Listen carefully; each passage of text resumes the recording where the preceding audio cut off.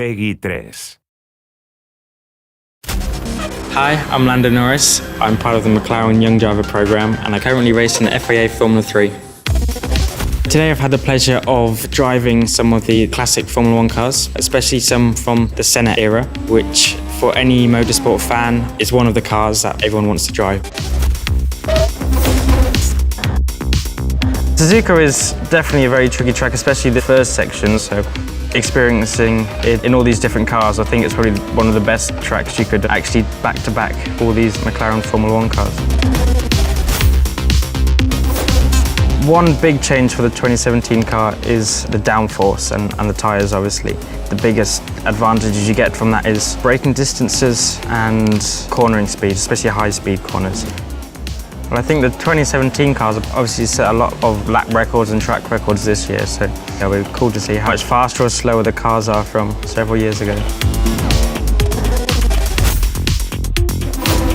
I struggle a lot more on traction on this car. It's a lot more difficult to control the car in both the high speed and slow speed corners. A H-box is a lot more difficult than using the paddle shifts you have nowadays. It's quite fun at the same time.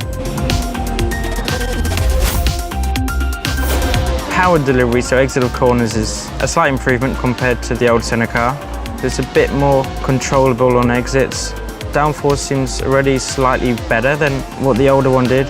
This one was definitely a bit nicer to drive. It already feels like a bit of a step between the old car and the 2017 car. But again, it's a very enjoyable car to drive.